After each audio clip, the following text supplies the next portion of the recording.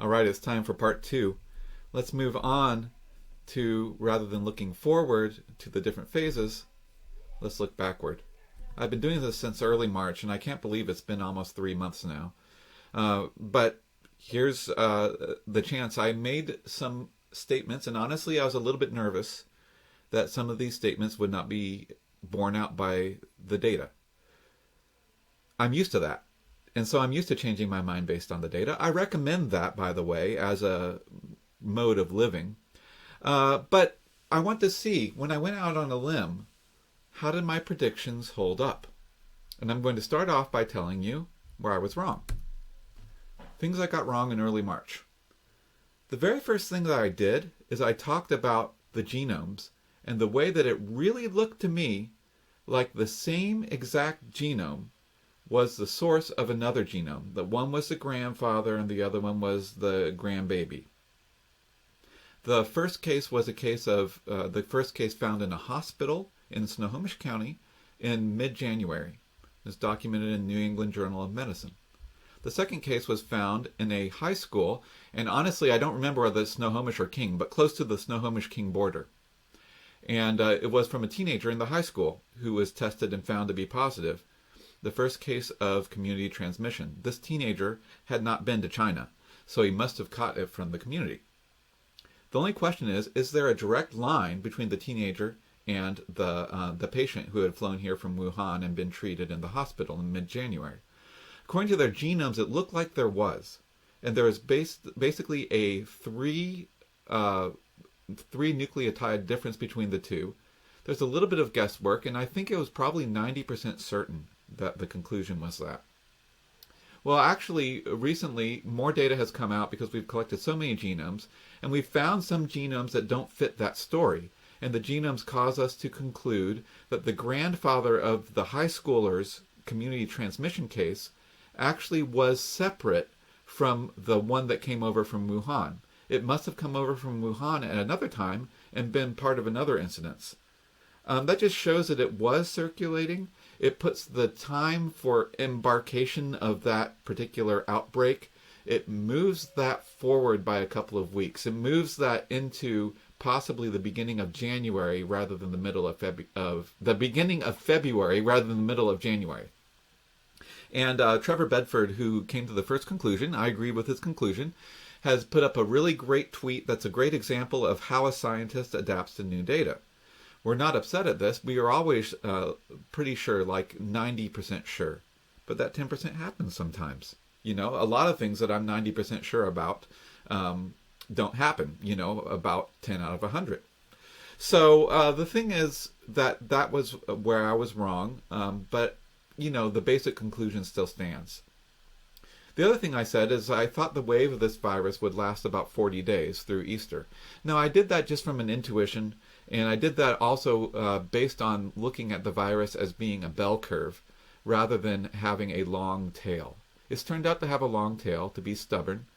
The kinetics have not been too different from what I said, but given that the severity of the lockdowns have been more than I expected and the length of time of the tail have been more than I expected, there we go, I was wrong. Posted on the internet. Here I am on YouTube. And here's a graph that shows what I'm going to talk about in part 3 in more detail. This is the overall death rate relative to the expected death rate for Washington for a normal year. And you see that we are definitely up. This whole line is up. It went up in March, and it didn't come down at April 12th, like I was thinking it would be. This virus was worse than I expected, definitely as far as the long tail goes. And so you see that it's still up, but it is finally coming down. So I'm happy to say that there are some other things I actually got right. And so here's the things, and you can go back and find these exact things on YouTube. March 4th and March 7th. There's 5 things I'm going to talk about that I go back and I say, oh, I'm glad the data actually showed that, you know. I said coronaviruses mutate about twice a month. I said as it mutates, the virus becomes less potent. I estimated the infection fatality rate at 0.7%. This is the one I'm actually happiest about because this is where I feel like this is the most important and the one where I felt like I was going out on a limb. SARS-2 is more infectious than SARS-1, so the R0 is around 3. That's a number that I'm going to talk about. And I also said that SARS-2 is about 10 times worse than the seasonal flu. And that, of course, gets a lot more nuanced now. But I want to say, yeah, I think we're about there. So here's the mutations of all the viruses from all the genomes that we got. And we have it plotted out over time. You fit it to a line. You say, on average, for all these viruses across the world, how many mutations per year are you getting? For coronaviruses, before it started, we said you get about 2 a month. And look what we've got. The rate here is 24.225 per year. That comes out to be 2 a month. So this was pretty much right on. And by the way, I'm not coming up with these conclusions myself. I'm just saying I've heard this from another scientist, and this seems legit. And so I'm saying this based on other people's work. I want to be clear that this is not me coming up with stuff on my own. This is part of the scientific community. About the transmission, you might have seen a few reports that there are mutations that seem to cause an increase in transmission. There might be a few of them out there, but they have not been substantiated to the point where I am actually worried about it. Here's a big study of transmission. It concluded that mutations were all neutral or bad for transmission. This is the professor talking about it on Twitter. This is a graph that shows it. And you notice that for most of the graph numbers, the numbers are lower than the dotted line. That means that transmission appears to be either neutral or going down as a virus mutates. This is almost a state of a law in virology. It's what virologists and epidemiologists say will happen. And it's one of the good news pieces of being a scientist. You can find these pieces of good news along with the pieces of bad news. So the virus is behaving like we expected. The other thing, I didn't put this in, but I was thinking that we would develop a robust immune response. And it seems like everywhere we look, we are seeing a robust immune response. Anything that says different turns out to be a problem with testing. So we are developing a robust immune response. The vaccines show every sign of working. This is moving along. This is not a coronavirus that looks like it can slip away from us that easily. So our immune systems are at work, and we've got to let them work. Here's where I estimated that the infection fatality rate was about 0.7%. My reasoning here was that at this point, South Korea had done extensive testing. So I assumed that they had tested enough that they were detecting most of the infections. I also assumed they were testing enough, they were detecting and catching most of the deaths and attributing those deaths correctly to COVID-19. This is really a function of testing. Where are you testing enough to have enough light shining on your population that you're able to see enough to actually get an idea of the fraction, how many people have the virus versus how many people get sick from it versus how many people die. This number came out to be 0.7% from their discussion of it. This is from the calculation of confirmed cases at this point on March 7. My intuition that they had sampled enough was actually borne out by later data. Here's a systematic review. It's a preprint, but I'm pretty sure it looks legit, and I'm pretty sure it's going to be published somewhere soon. And what it does is it takes a whole bunch of other studies at various stages of preprinting, and it shows what the estimated IFR was for those. The dotted line here is 0.7%.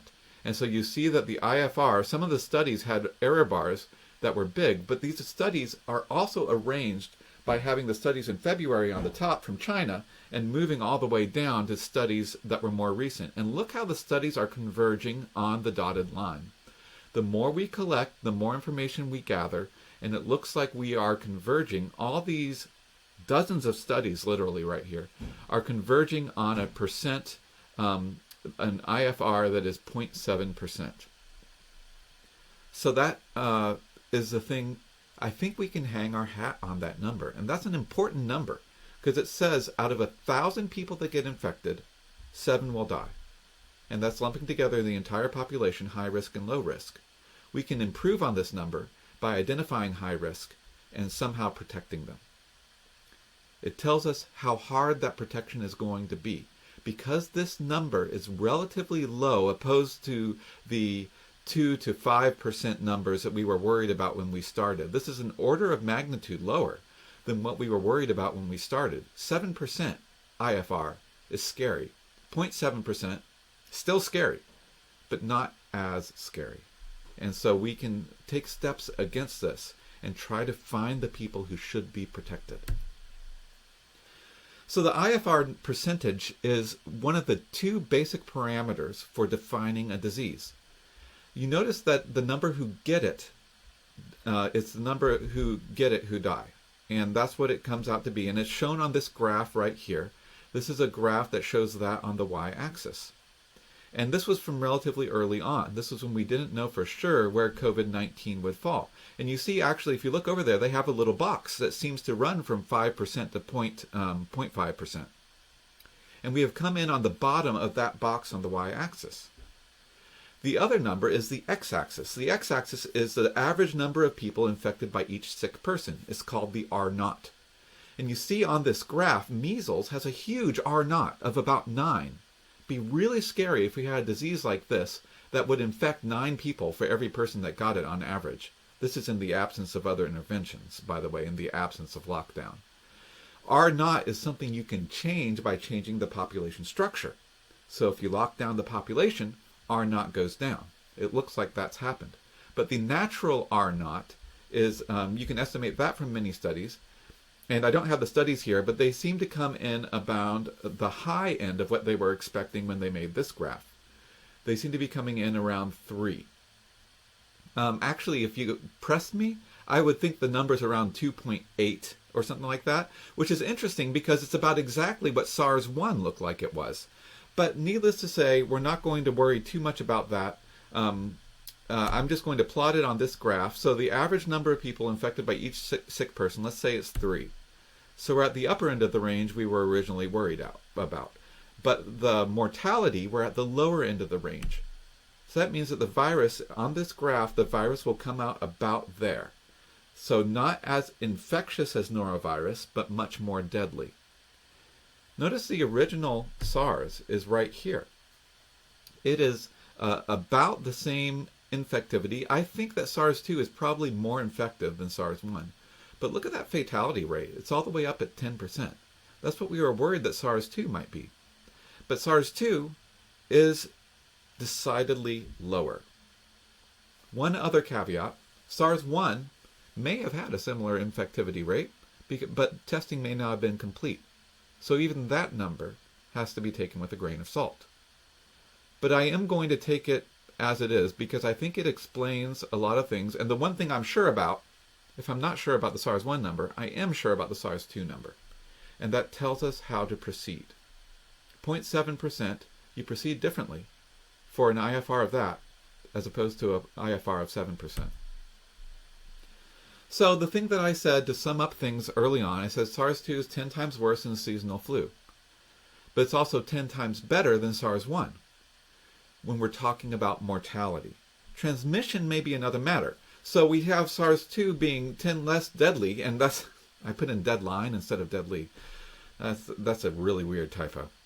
But it's SARS-2 is probably at least a little more transmissible. And when it comes to transmissibility, that's where you're worried about exponential growth. When you have a little bit more transmissibility, you reach the exponential growth factor stage a lot more easily, and that becomes worrisome.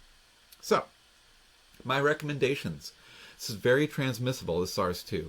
So let's build policies around preventing transmission. The best way to prevent transmission of a respiratory disease is to block the respiration. So wear masks. I know there's a big debate about this right now. How much does it really matter? And the CDC even has gone back and forth on this. I firmly believe, from understanding the chemistry of how this thing works, that masks are worth it. Okay? And mask wearing, if you're outside and you're 6 feet away from other people, there's nothing to worry about. Well, there's a little bit to worry about, but there's not enough cost benefit. There's not enough to worry about. But if you're around other people inside, wear a mask. It's what I'm going to do. But also don't judge people who can't, by the way.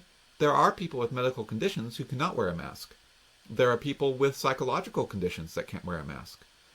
So if you can wear a mask, please do it and let the other people be who are not wearing one. As always, I've said don't lean too much on cases. That means That is all the much more true if the IFR is lower than we expected and the transmissibility may be higher. It means that cases are going to happen. Case is going to case. Okay? So we, as always, what I've said is we should keep an eye on the hospitalizations. And it is a little bit scary. It's a little bit of playing a game of chicken. Because if the infection builds up too much, it can move faster than we can respond. But we've already been faster than the infection once. So overall, death rates are one thing to prioritize as well. And notice what I say here. I say overall death rates, which are more reliable than COVID-19 death rates because of undercounting. There's some people who die from COVID-19 that never know it. If the virus gets to them and we don't test them, then they could pass away without us knowing it. I'm going to talk about that in the next part. And that's where we're going to talk about in part 3 of this.